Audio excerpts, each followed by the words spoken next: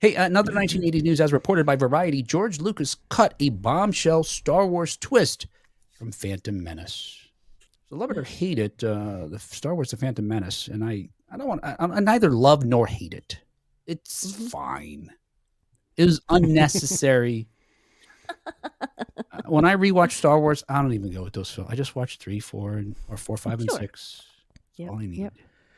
Yeah. Now, don't we all like those prequels a little more now that the dust has settled? I certainly do. Yes. Yeah. And I do too. Yeah, good, Cap. I was going to say I do too, and I hear people still complain about them. And then I'm thinking, well, it could have been worse after reading this article, right? So appreciate it. Yeah, and actually, I think we've talked about this before. After the Obi-Wan series, which got kind of mixed reviews, I really enjoyed it. I did. It made me appreciate the prequels more. And there's some, and some of the other Star Wars TV shows on Disney also as well, because I think they I don't know, they did something that the prequels was trying to do in a contemporary way that, for me, is a bridge between the original trilogy and those. I don't know. Yeah. Something. Yeah. Well, without the prequel trilogy, it was, what is that? 7 hours of media to try to get across that Obi-Wan and Anakin are basically brothers. They have become so close. Yes. You needed to intertwine them to make then A New Hope have so much impact.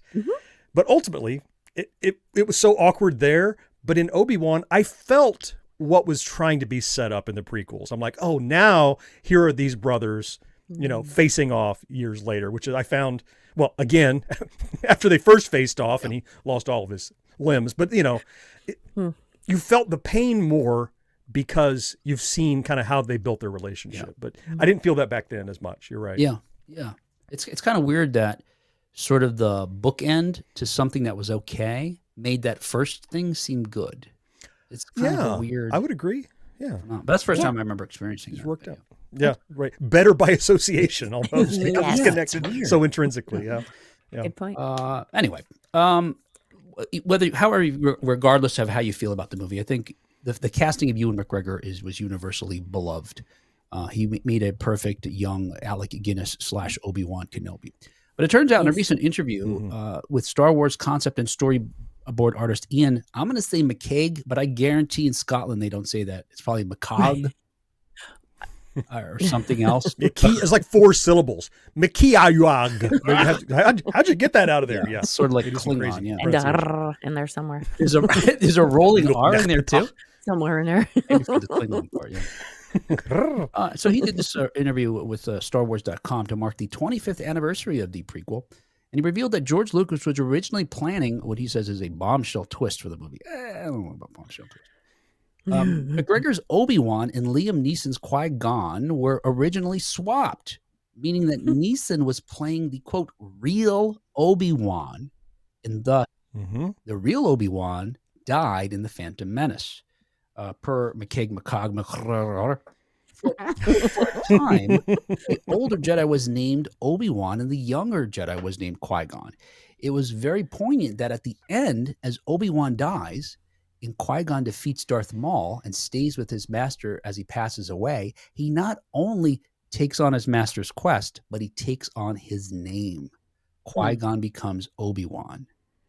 And he further tied this discarded plot point to a well-known line from the original film, quote, that's why when you see Alec Guinness in A New Hope, he puts his hood down and goes, Obi-Wan. Oh, that's a name I've not heard in quite a long time. Because he's not Obi-Wan, he's Qui-Gon. And right at the end, George changed it, end quote.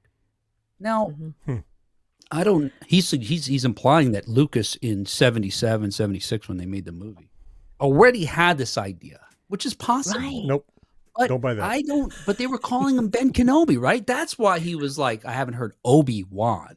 Right. Yeah. Right. I agree. Yeah. Because it's Ben. It's Ben. Old Ben. Old Ben. No. Yeah. Which is funny, right? So this means in a galaxy a long time ago, far, far away, or far away, long time ago, when you wanted to hide yourself, you didn't change your last name. You changed your first name. What's your first name? And nobody will know me. You look Well, like maybe a guy, Kenobi's like Smith. Maybe everybody's maybe, but he. Or Jones. But look, if you had Tom, Dick, and Harry Kenobi. They're everywhere. maybe, but if you had the face and the last name, you look like Obi-Wan Kenobi. No. I'm true. Ben Kenobi. Now, I guess if you said he's my cousin, that's probably look like. All right, maybe that's what he was doing. Yep. I was trying to look for a joke out of Tom, Dick, and Harry Kenobi, but I think it makes Oh. itself. Yeah. Tom. Wait, say it again. Tom, Dick, and Kenobi. Tom. Oh, I said that maybe in the Star Wars universe, Kenobi's like Smith. It's a very common name. You know, there's every Tom, Dick, and Harry Kenobi. Like, ugh. Something about that. But I think it writes itself. Insert your own joke here that I would say. You just needed to highlight it like that. And and yes. I'm guaranteeing you, if I go on wicked.com right now, the Star Wars parody has a Harry Kenobi. Search for Harry There Kenobi. you go. Oh, he's in 4 films. Yeah. Well, Tim says when you need to hide, all you need to do is Oh my God. wave at a potential assassin and he forgets who you are. So there's that. This is not the Obi-Wan you're looking for. You're right, Tim. Don't look at my Harry Kenobi. Or do look at it while I make way. My haste. I could only identify him by his Harry Kenobi. Bring in the sketch artist. More hair. He had more hair. Whoa! It was like a Wookiee down there. It was crazy. Mhm. No, don't add the bandolier. Take that off. That's not part of it. No, wait, it's kind of working. Put it back. Not a bandolier. Brandon says, I'm not exactly a Star Wars fan, but Phantom Menace was bullshit. Darth Maul died way too quickly. 2.5 hours for nothing. Right. I agree. no. Now, Brandon, you No, probably know they right. brought him back in the cartoons or in the animated series. And You have a spider legs or yeah, something? he had spider legs Yeah. for a while. I think he got regular robot legs Yeah. at some point. Yeah. Mm-hmm. Yeah. Yeah. So you implied, Mhm. Will, that George Lucas made a good cut, which I will take to infer that you're saying you think that was a good choice. Yeah. I mean, first of all, we would have had to wait, 25 years or something for this payoff for a line Right. that most people would just think is a throwaway? No, it will wait 25 years. Episode 4 came out before 1. You know that, right? Yeah. So we would have already seen No, it. that's my point. He says the line there, and we're like, oh, it's because he's Ben. Yes. Then 20 Right. years later, I guess it's 20 years later. We're like, Yes. oh, wait a second. Hey, guys, do you Yeah. remember that part in The New Hope when he... Yeah. That part we wouldn't have known. mean- Yeah. So I guess Right. what I'm saying is you could explain it a couple of ways. I think the Ben Yeah. Kenobi answer is an obvious and easy answer. I think that's a clever twist that you could have put in that would be an interesting gradient shading on the rules of the master Padawan kind of relationship, how you adopt that. I think that would be an interesting layer to it, though it's unnecessary. Like you didn't need it, obviously, but I think it would have been an interesting addition. You know what? You make me realize. Well, first of all, I guess, so immediately Qui-Gon Jinn dies, or let's say Obi-Wan dies, and I'm the young Right. Qui-Gon. Right.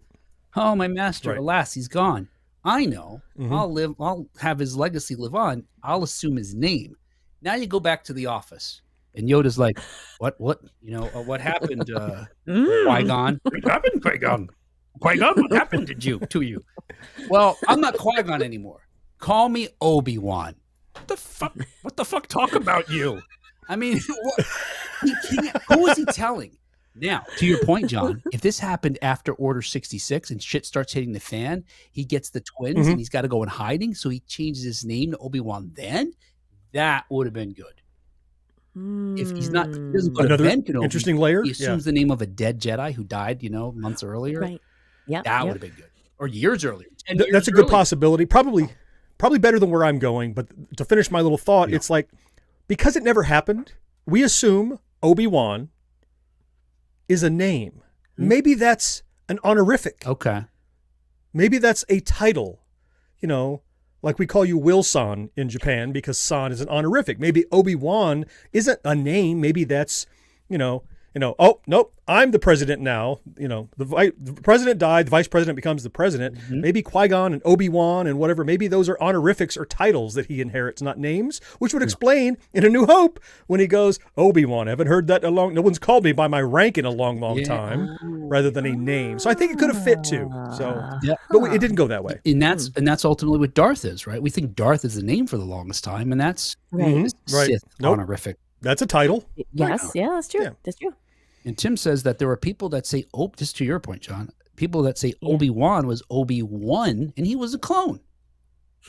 Mm-hmm. I'm Obi too. I'm Obi-3. I'm Obi-4. They got really far from the original with me. I started as Alec Guinness, and then I became John Lennon, and now I'm Bobcat Goldthwait. It's just degrading over time. That's a good way of seeing how when you get too far from the master tape, right? Oh, that's okay,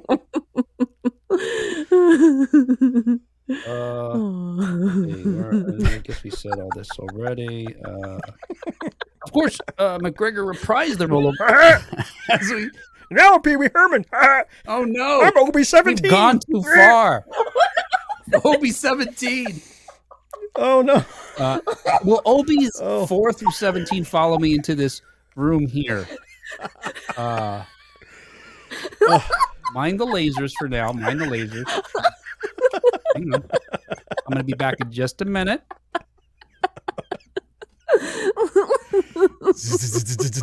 All right, problem solved. This trash compactor. Good news is if you want to see McGregor play Obi-Wan, he made 2 sequels, and like I mentioned, he's on Disney Plus's show, which I think is still there. I don't know, they trash shit after a while, they get it off, but I think it's still there. It's an IP they own, so that's probably not an issue. But also he's expressed an interest in reprising the role in another film or another TV show if available to do so. You could also head over to StarWars.com to read the rest of the interview with McGregor.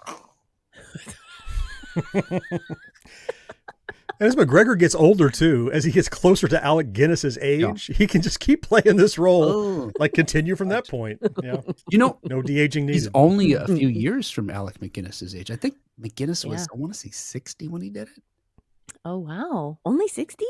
Wow. Yeah, he was. Yeah, I mean, it's one of those things. We've talked about this before, right? I mean, yes. Was it Wilford Brimley was like 49 in Cocoon, I think it was. Wow. Danny Glover was 43 in the first Lethal Weapon when he was too old for this shit and playing a 50-year-old.